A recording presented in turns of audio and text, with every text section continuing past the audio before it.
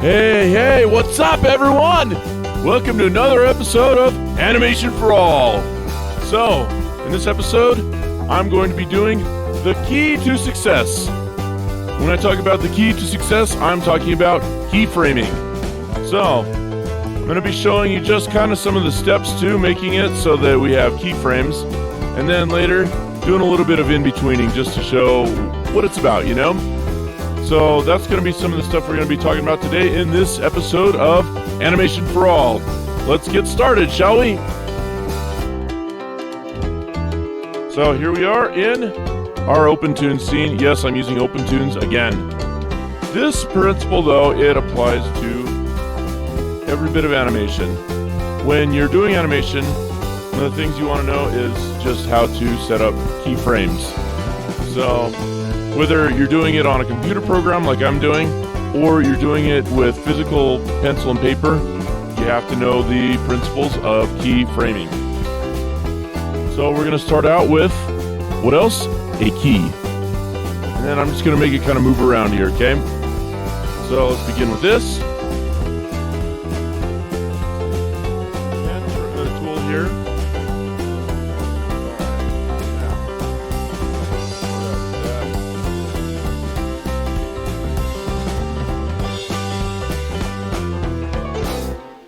Goofy looking key, but I can always fix that, okay?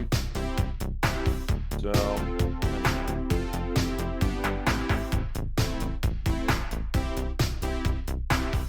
some stuff I can kind of heal, kind of close up, you know. There we go. And yeah, I know you're not in this episode to watch me draw this, but I'm going to fix a couple things.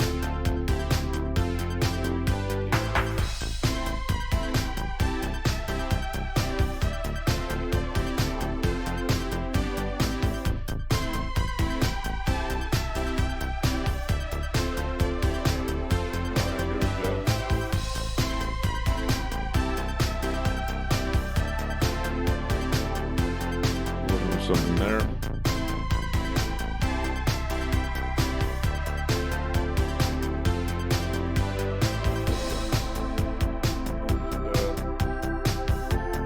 This gives you an idea of just kind of what kind of style, what kind of stuff I got to do here.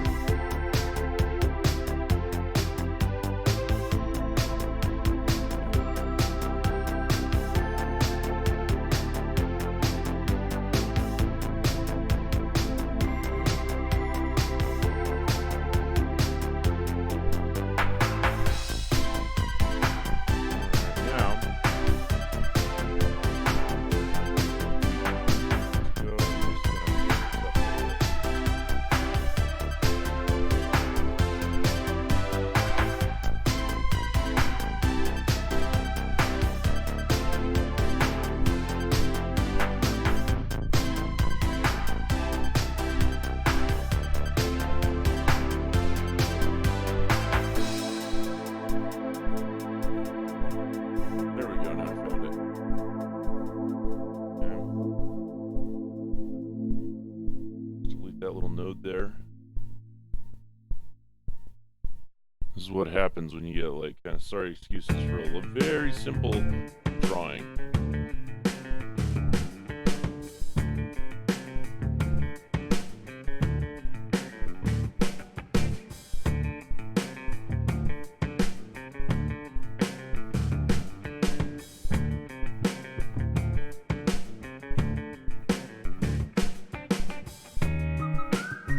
You get the idea. Anyway, so this is awful. There we go. But again, this should be really quick and simple. So that's what we're gonna make it.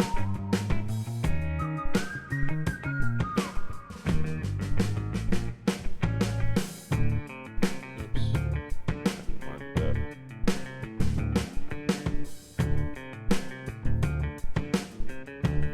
Anyway.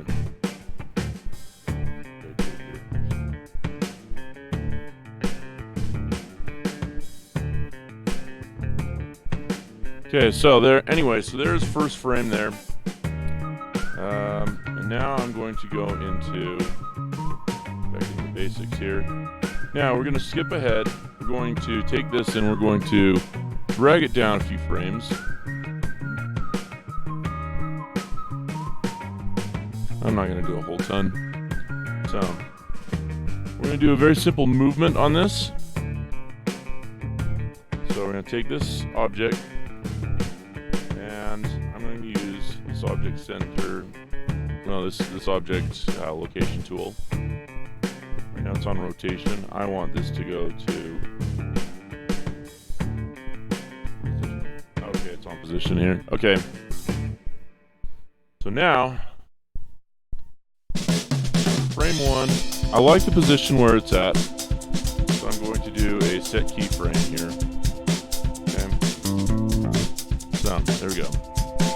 Now I'm going to skip ahead to another frame where I want it to move. So, I'm going to have it move, and I'm going to have it rotate.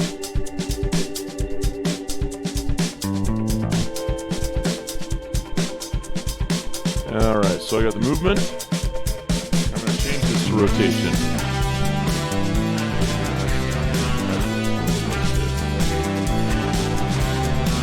Now, I'm going to get onto here and I'm going to press C.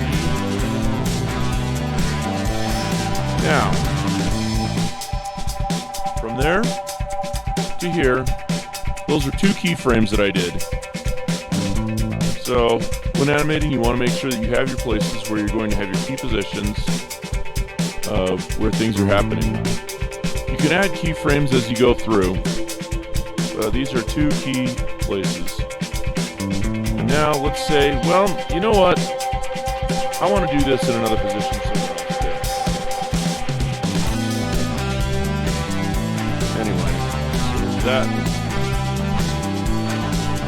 Now, rotation somewhere as well. Okay.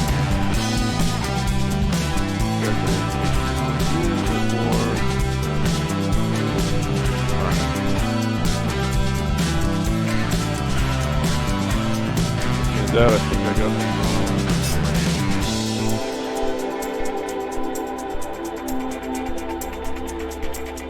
Okay, I want to do this at another frame. So let's do it at frame 13.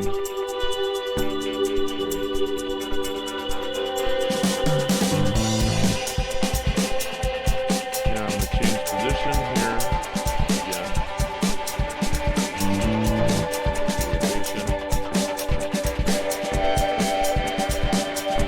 Now this automatically sets the keyframes, so that's one thing that's nice.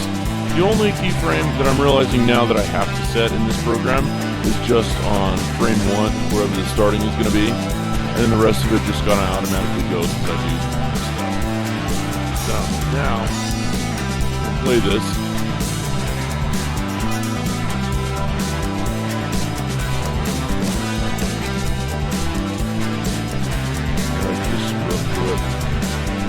So, gives you an idea of how to do your keyframes. So, this gives you a really quick and dirty how to do keyframes, and then this just automatically goes through. Now, if you're doing this on just pen and paper, best thing you could do is just kind of move it around, do stuff like that. So, so then you just kind of calculate between your first and second keyframe in your animation. And you can do that in here. You can add as much as you want in OpenTunes. Same is true for other programs like Blender, Maya, you know, Anime Studio, any of those. So, but yeah, with drawing on like hand drawing, and let's do like another example here. So we'll get out of this, and I'm going to turn this one off.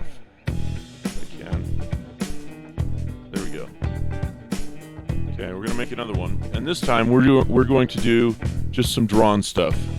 So I showed you basic movement.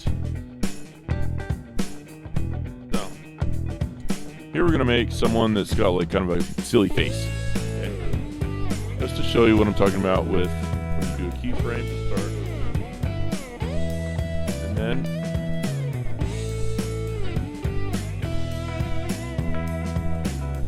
And then you go to another one.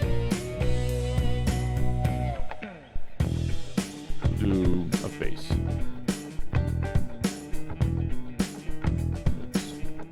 don't want it like that. That just looks silly.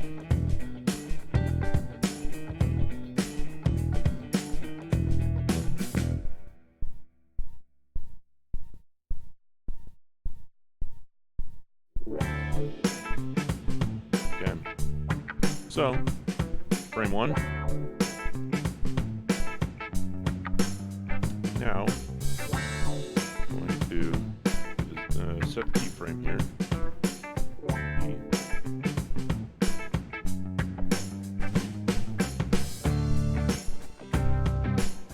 Gotta remember to pull this down a few frames. Now, let's just hope that this onion skin is correct.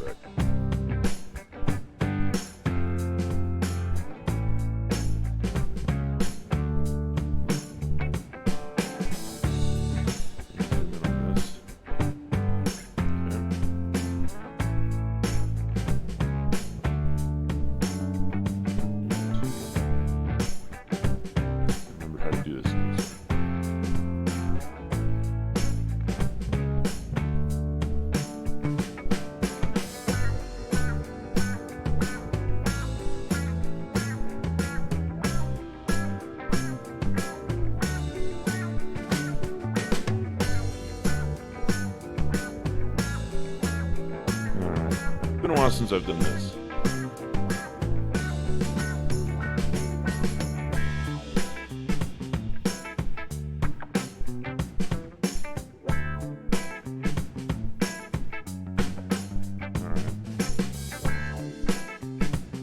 Okay, there we go. All I had to do was just start doodling something crazy.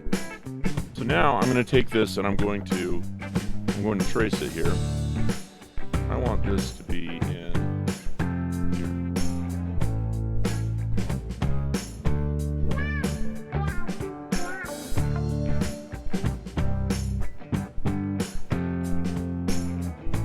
So now I'm going to trace over this.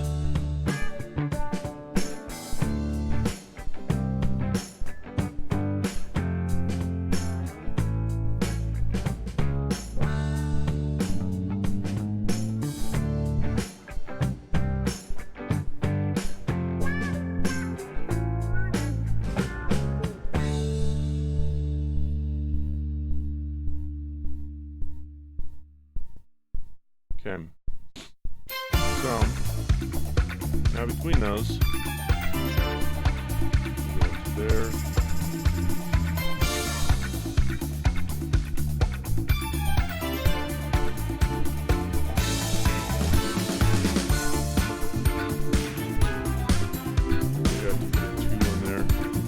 Oh yeah, there we go. And that gives us kind of an idea there. We've got some keyframes.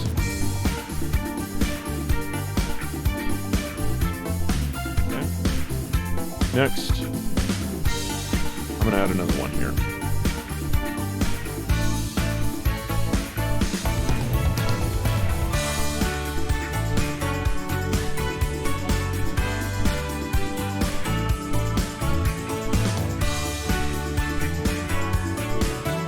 Now what I'm going to do is I'm going to take it so that instead of this going after, I'm going to put it in between these two. Wish me luck, I don't think I've actually done this. Alright.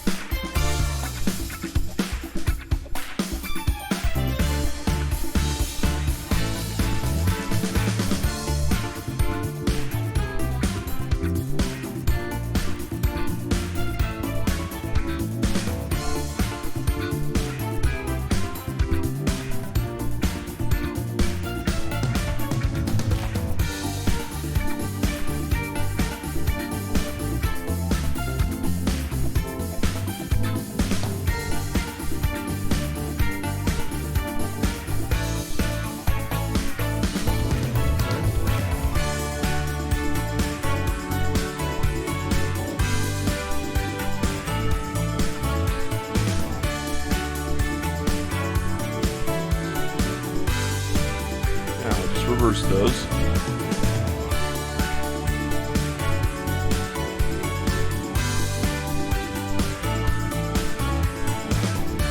something I'm going to have to manually do.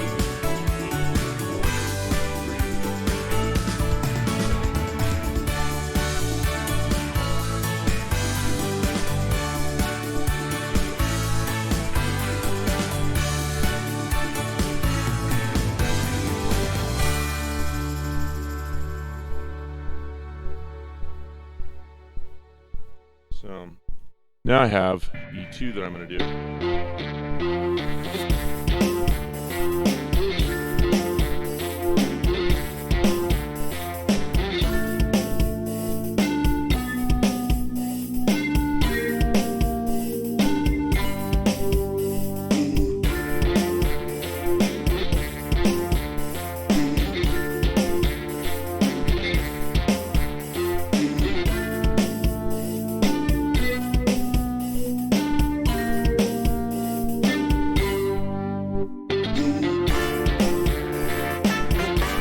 Anyway, get the idea.